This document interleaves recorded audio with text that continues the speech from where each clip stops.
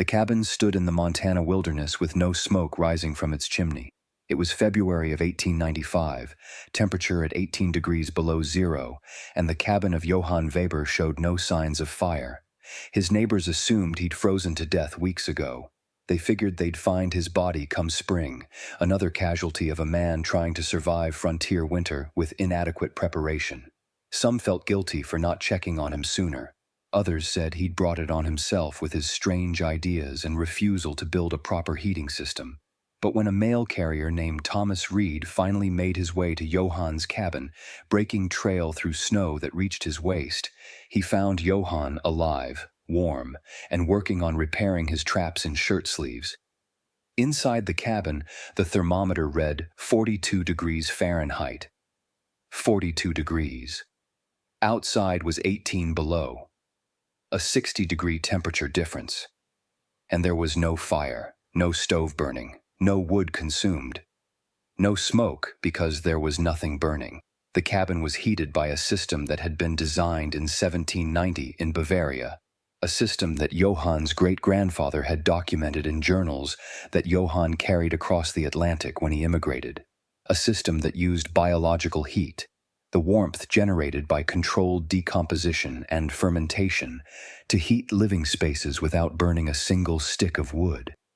Reed stood in the warm cabin, looking around for the heat source and finding none. "Where's your fire? Where's your stove? How is it warm in here?" Johann smiled and gestured toward the floor. "The heat comes from below, from the biomeiler, the life pile. It is 100 years old, this design. My great-grandfather built one in Bavaria. He wrote how to do it. I have his journals. I built what he built. It works now as it worked then. Biological heat, composting, fermentation. These processes make heat. I capture that heat.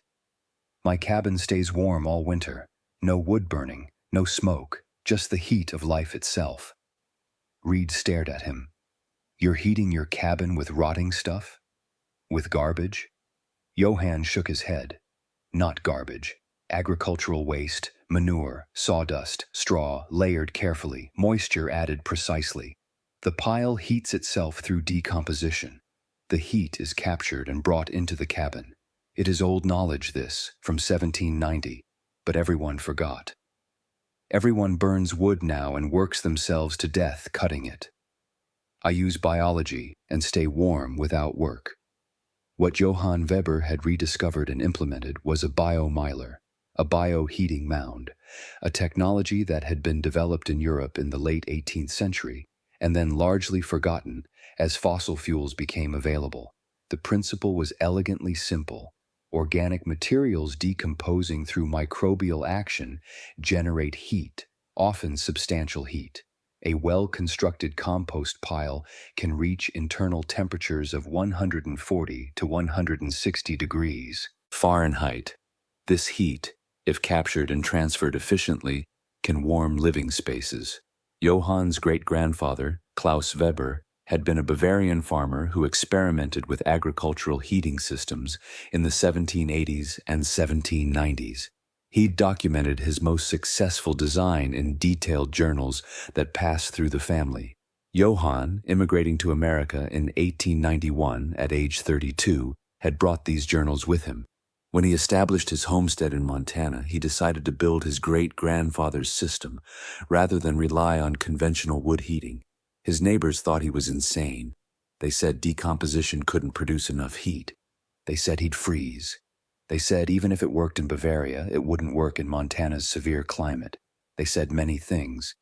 Then winter came. Johann's cabin stayed warm without any fire, and everything the neighbors thought they knew was proven wrong.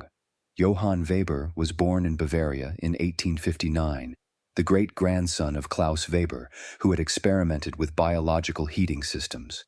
The Weber family had maintained Klaus's journals as historical curiosities, interesting documents of their ancestors' unusual experiments, but not something anyone thought to implement. By the late 1800s, coal and wood stoves were standard, and the idea of heating with compost seemed primitive and impractical. But Johann was different. He read his great-grandfather's journals not as history, but as instruction manuals. Klaus Weber had been a practical experimenter who documented his failures and successes meticulously. The journals described various attempts to capture decomposition heat, the variables that mattered, the construction techniques that worked, and the performance achieved. Reading these journals, Johann became convinced that Klaus had solved a problem that still existed: how to heat efficiently with minimal labor and minimal fuel consumption. Klaus's 1790 design, if properly implemented, could provide heating without cutting wood, without tending fires, without the constant labor that frontier heating required. Johann decided to test this theory. When Johann filed his homestead claim in Montana in 1892, he immediately began planning his biomeiler system. The design required careful preparation and specific construction. First, he needed to build the biomeiler itself, the decomposition chamber that would generate heat. Klaus's journals specified a cylindrical pit, approximately 12 feet in diameter and 6 feet deep, with drainage channels at the bottom to prevent waterlogging. The pit would be filled with alternating layers of organic materials, each layer serving a specific function. Johann spent the summer of 1892 digging his pit, using the excavated soil to form berms around the perimeter. He lined the bottom with gravel for drainage and installed drain pipes leading away from the pit to carry excess moisture. Over the gravel, he placed a layer of larger woody material, branches and small logs, to create an air gap and promote aerobic decomposition at the bottom. Above this base layer, Johann began filling the pit with the active decomposition layers. The material composition was critical. Klaus's journals specified ratios of carbon-rich material, brown matter like sawdust, straw, and dry leaves, to nitrogen-rich material, green matter like fresh manure, grass clippings, and food waste. The optimal ratio was approximately 30 parts carbon to 1 part nitrogen by volume. Too much carbon and decomposition would be too slow. Too much nitrogen, and the pile would become anaerobic and smelly without generating adequate heat. Johann collected materials throughout the summer: sawdust from a nearby mill, manure from his small livestock operation, 2 cows, several goats, and chickens, straw from his grain plantings. He layered these materials carefully: 6 inches of carbon material, then 2 inches of nitrogen material, then a thin layer of soil containing microorganisms, then repeat. Moisture content was controlled precisely. Klaus's journals specified that material should be damp but not wet, like a wrung-out sponge. Too dry and microbial activity would cease. Too wet and oxygen would be excluded, changing decomposition from aerobic heat generating to anaerobic cold generating. As the pile grew, Johann added water periodically to maintain proper moisture. By late summer, the pit was filled to approximately 5 feet above ground level. The total volume of organic material was roughly 1,000 cubic feet. Johann covered the top of the pile with 12 inches of soil mixed with straw, creating an insulating cap that would prevent heat from escaping upward while still allowing some gas exchange. The pile began heating within days. Johann could feel warmth radiating from it. Within 2 weeks, the interior temperature, measured with a probe thermometer, reached 130 degrees Fahrenheit. The second critical element was the heat transfer system. Johann needed to extract heat from the biomeiler and transfer it into his cabin. Klaus's journals described a water-based system using copper pipes. Johann didn't have copper, but he could fabricate pipes from sheet metal.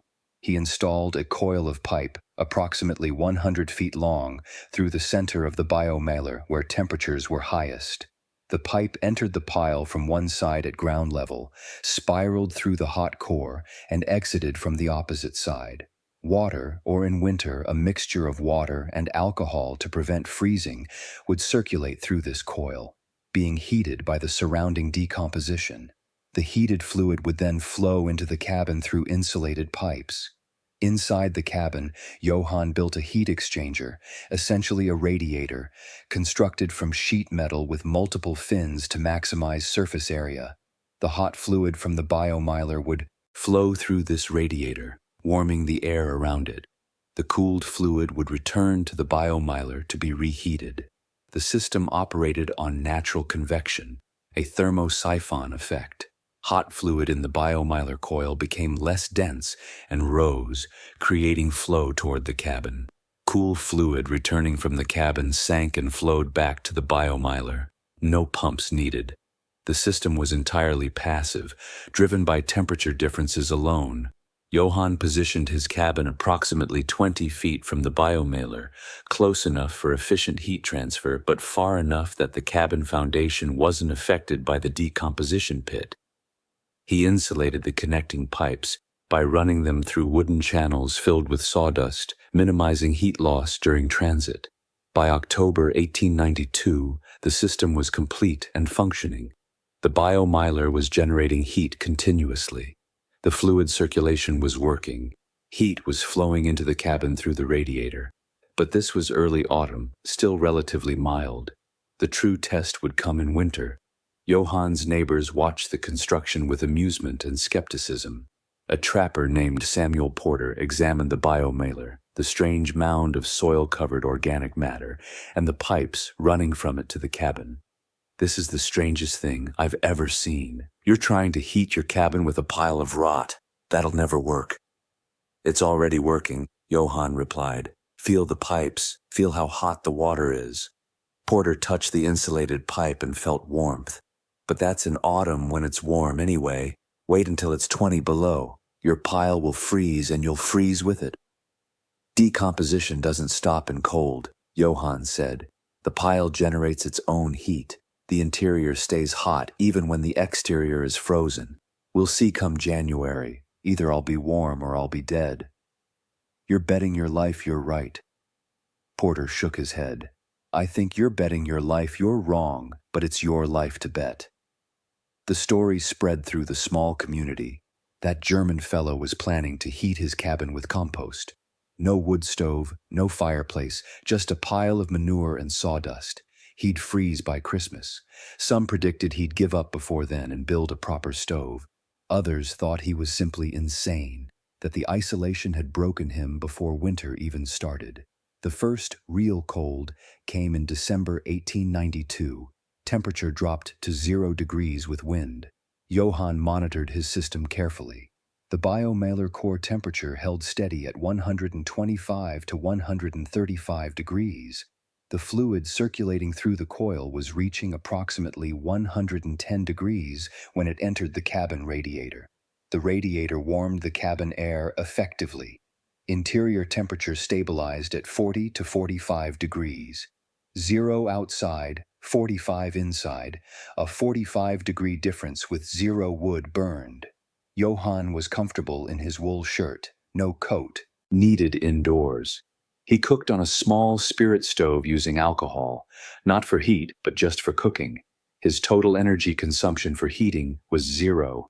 The biomeiler did all the work, powered by the metabolic activity of billions of microorganisms breaking down organic matter. January 1893 brought more severe cold. Sustained temperatures of 10 to 20 below 0. Johann's system continued performing. The biomeiler core temperature actually increased slightly during the coldest weather, reaching 140 degrees. This seemed counterintuitive, but Klaus's journals explained it. Cold weather created a stronger insulation effect. The outer layers of the pile, exposed to cold air, formed a frozen shell that insulated the core more effectively. The core, insulated by both the soil cap and the frozen outer layers, retained heat better and temperatures climbed. The cabin interior maintained 40 to 45 degrees continuously. Johann used no firewood, no coal, no fuel of any kind except for cooking. His labor input was minimal. Once per week, he'd check the system, verify that circulation was occurring, and ensure no pipes had frozen. That was all. By February 1895, when Thomas Reed found Johann warm and comfortable with no smoke from his chimney, the system had been operating for over 2 years. Johann had learned its rhythms and requirements. In spring, typically April, the biomeiler would begin cooling as the organic material became depleted. Interior temperature would drop from 140 degrees to 100, then 80, then 60. By May, the pile would be cool, the organic material largely decomposed into rich compost. Johann would excavate the pile, remove the finished compost, which was valuable as fertilizer, and begin rebuilding with fresh organic material. This rebuilding took about 2 weeks of work, collecting materials, layering them properly, establishing proper moisture, and waiting for the pile to heat up. By June, the new biomeiler would be operational, and it would continue through the following winter. The annual cycle was simple: build or refresh the biomeiler in late spring, operate it through fall and winter providing free heating, harvest the finished compost in spring, repeat. The labor was concentrated in spring and summer when weather was good. Winter heating was automatic and maintenance-free. Johann compared this to his neighbor's heating labor. They cut wood year-round, hundreds of hours of backbreaking work. They hauled and stacked wood. They split wood. They tended fires constantly through winter. Johann spent perhaps 40 hours per year on his biomeiler system. The labor savings were enormous. The fuel savings were complete. 0 wood consumed for heating over 2 years. When Reed discovered Johann's system and reported it to others, the reaction was disbelief followed by intense curiosity. How could decomposition provide enough heat? How could a system with no fire keep a man warm in Montana winter? Several trappers and homesteaders visited Johann to see for themselves. He welcomed them, explained the system using his great-grandfather's journals as reference, and showed them the operating biomeiler. One visitor, a farmer named Eric Swenson, was particularly interested. He had access to large amounts of agricultural waste and livestock manure. The idea of converting waste into heating fuel appealed to him. Johann, could this work on a larger scale? Could it heat a bigger cabin or even a barn? Johann consulted Klaus's journals. My great-grandfather wrote about scaling. The principle is the same, but larger. More volume needed. A cabin twice as large needs a biomeiler approximately twice as large. A barn might need multiple biomeilers or one very large one. The heat capacity scales with volume. Swenson asked the critical question, will you help me build one? I have the materials. I have the space. If this works, it would change everything about winter on my farm. Johann agreed. That spring and summer of 1895, Johann helped Eric Swenson build a larger biomeiler system designed to heat Swenson's barn. The pile was 18 feet in diameter and 7 feet deep, approximately 3 times the volume of Johann's original system. The heat transfer used the same principles, but with longer pipe runs and a larger radiator. By winter 1895 to 1896, Swenson's barn was being heated by decomposition. The system kept the interior above freezing, protecting livestock and preventing water from freezing. Swenson reported dramatic improvements in livestock health and productivity. Previously, his cows had suffered through brutal cold winters, and milk production had dropped to near zero. With the barn heated to 40 to 50 degrees, milk production continued through winter at near summer levels. The value of the increased milk production alone paid for the biomeiler construction within 1 season. If you're discovering forgotten technologies that solved real problems with elegant simplicity, please take a moment to subscribe to this channel. Hit that subscribe button and turn on notifications. We explore historical innovations that could still be useful today, knowledge that's been lost but shouldn't be. Your subscription helps us continue this work. Now let's explore the science behind why Johann's 1790 design worked so spectacularly well.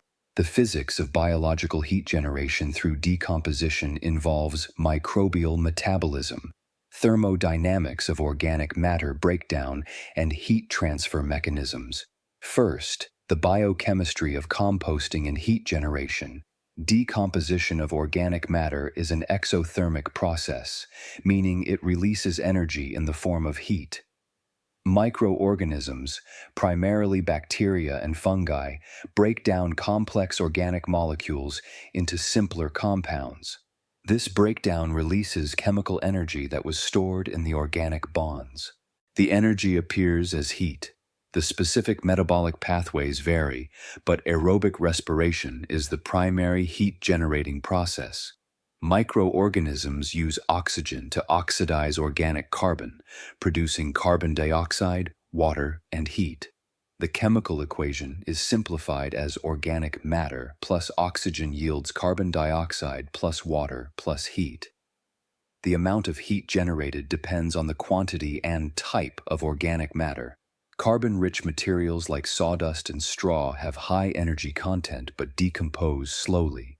Nitrogen-rich materials like manure decompose quickly, but have lower total energy. The optimal mixture, 30 parts carbon to 1 part nitrogen, balances decomposition rate and total heat production. Under optimal conditions, aerobic decomposition of 1 cubic foot of mixed organic material can produce approximately 500 to 1,000 BTUs over several months. Johann's 1,000 cubic foot biomeiler could theoretically produce 500,000 to 1 million BTUs total over its 6 to 8 month active life. That's equivalent to burning 30 to 60 pounds of wood per day, or approximately 5 to 10 cords of wood over the full period. Second, temperature dynamics within the biomeiler. Decomposition occurs in stages, each with characteristic temperature ranges. The initial mesophilic phase, 20 to 45 degrees Celsius or 68 to 113 degrees Fahrenheit, involves moderate temperature microorganisms rapidly consuming easily available nutrients. This phase lasts a few days and raises the pile temperature. The thermophilic phase, 45 to 70 degrees Celsius or 113 to 158 degrees Fahrenheit, involves heat-loving microorganisms that thrive at high temperatures. This phase can last weeks to months and generates the highest temperatures. Peak temperatures in well-managed compost piles can reach 70 to 80 degrees Celsius or 158 to 176 degrees Fahrenheit. Johann's biomeiler consistently maintained 130 to 140 degrees Fahrenheit in the core, well within the thermophilic range. The cooling phase begins when easily decomposable material is exhausted. Temperatures decline gradually as remaining material breaks down more slowly. Eventually, the pile reaches ambient temperature and decomposition shifts to slower processes dominated by fungi and invertebrates. The total heat output over the complete cycle represents the energy content of all the organic material minus the energy retained in the final compost. This efficiency is typically 60 to 70%, meaning 60 to 70% of the original chemical energy becomes heat, while 30 to 40% remains in the stable organic matter of the finished compost. Third, heat transfer from biomeiler to cabin. Johann's pipe coil system used water as the heat transfer fluid. Water has excellent heat capacity, approximately 1 BTU per pound per degree Fahrenheit. The thermal siphon effect created circulation. Hot water in the biomeiler coil, approximately 110 degrees Fahrenheit, was less dense than cool water returning from the cabin, approximately 70 degrees. This density difference created a pressure head that drove circulation. The flow rate depended on pipe diameter, pipe length, and temperature difference.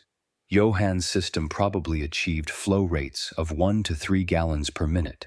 At 2 gallons per minute, approximately 16 pounds per minute, with a 40-degree temperature drop between supply and return, the heat transfer rate was 16 times 1 times 40 equals 640 BTUs per minute, or approximately 38,000 BTUs per hour.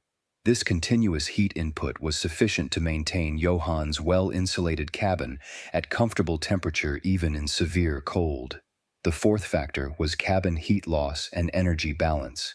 Johann's cabin, approximately 200 square feet with good insulation, probably had heat loss around 2,000 to 3,000 BTUs per hour at 30 to 40 degree temperature difference.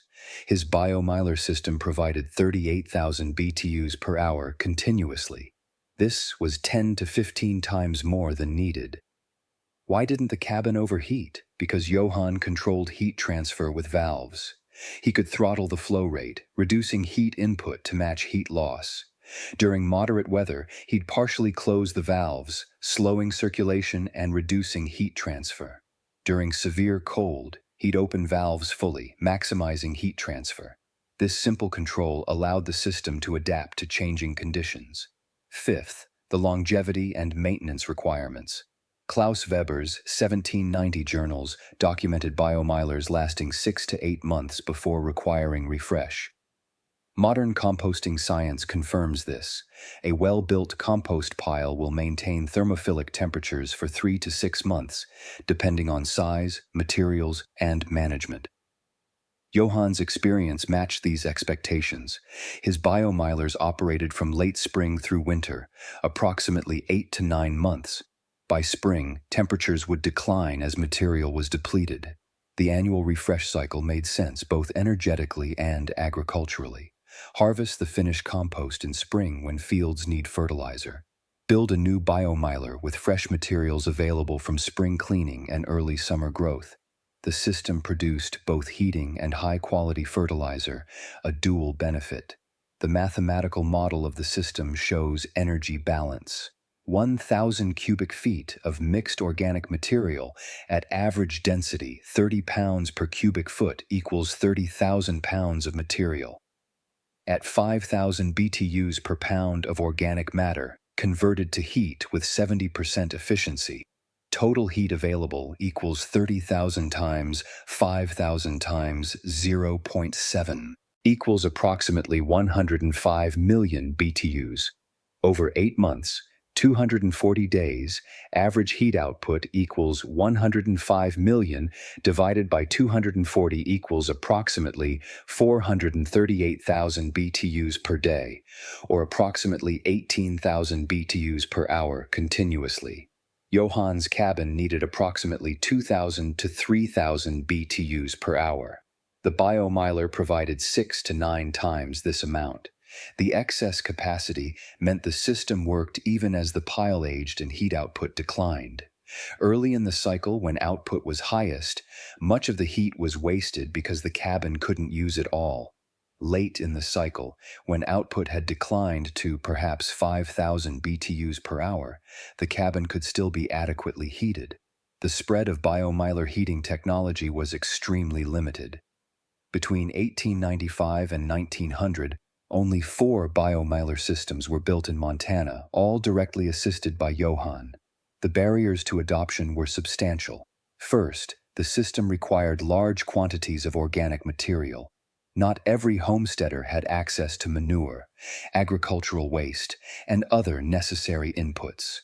Johann and the few others who built biomeilers all had livestock or access to mills producing sawdust.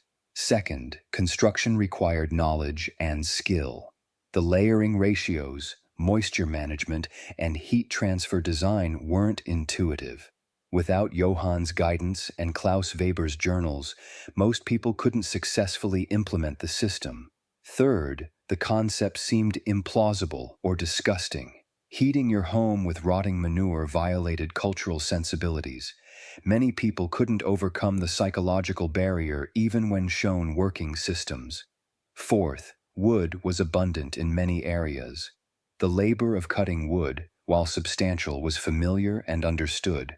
Switching to an unfamiliar technology with unclear benefits didn't appeal to most frontier settlers. Fifth, the system required specific climate conditions. In extremely cold climates, below 30 or 40 below zero for extended periods, heat output might be insufficient. In mild climates, the complexity wasn't justified. The sweet spot was cold, but not extreme conditions, exactly what Montana provided. Despite limited adoption, the systems that were built all performed successfully. Johann's original system operated from 1892 until 1908, when he sold his property and moved to town. 16 years of winter heating without burning firewood. Eric Swenson's barn system operated until 1912. The other two systems had shorter lifespans, not because they failed, but because the owners moved or changed their operations. Every biomeiler built demonstrated that the principle was sound. Klaus Weber's 1790 design worked in 1890 Montana exactly as it had worked in 18th century Bavaria. The physics transcended time and location. Johann Weber himself became known as the man who heated without fire. He was consulted by agricultural researchers interested in waste heat recovery. He demonstrated his system to university professors who documented it for academic records. But he never managed to create widespread adoption. The technology remained a curiosity, an interesting footnote rather than a mainstream heating solution. Johann died in 1923 at age 64. He left Klaus Weber's journals to the Montana Historical Society, where they remain today. The journals document not just the 1790 biomeiler design, but Klaus's entire experimental program, including failures and blind alleys. They're a remarkable record of 18th century scientific inquiry and practical problem solving. Modern researchers who've studied the journals confirm that Klaus Weber's methodology and results were sound. He was doing what would later be called agricultural engineering, though the term didn't exist in his time. Modern applications of biological heat generation have emerged in recent decades, often without awareness of the historical precedent. Compost heating systems are used in greenhouses, extending growing seasons by keeping structures warm without fossil fuel input. Jean Pain, a French innovator in the 1970s, developed similar systems using wood chip biomeilers and called them revolutionary, unaware that the principle dated to 1790 or earlier. Modern Jean Pain's systems are essentially identical to Klaus Weber's design, using slightly different materials but the same fundamental approach. Industrial composting facilities recognize the heat generation problem. Large compost piles can spontaneously combust if not managed properly, because internal temperatures can exceed 200 degrees Fahrenheit. Some facilities capture this waste heat for use in buildings or processes, improving energy efficiency. District heating systems in Scandinavia have experimented with large-scale biological heat generation using agricultural and forestry waste. The technology is recognized as renewable, sustainable, and carbon neutral, since the CO2 released during decomposition would be released anyway if the material decomposed naturally. The historical irony is that Klaus Weber's 1790 design anticipated all of these modern applications. He understood the principle, developed practical implementation, and documented it thoroughly. His work was forgotten not because it failed, but because cheap fossil fuels made efficiency seem unnecessary. We're now rediscovering what he knew 230 years ago. The practical lessons from Johann's biomeiler apply to modern sustainable heating. First, biological processes can provide substantial useful heat if properly harnessed. Waste organic materials have energy value that's usually ignored. Second, passive systems driven by natural processes can be more reliable than mechanical systems. Johann's thermosiphon circulation operated for years with zero maintenance and zero energy input. Modern systems with pumps and controls require maintenance and consume energy. Third, integration of heating and fertilizer production creates dual value. The biomeiler produced both heat and compost. This integration makes economic sense in agricultural contexts. Fourth, 18th century technology can be directly applicable today. Klaus Weber's design requires no modern materials or technology. It can be built with hand tools and local materials.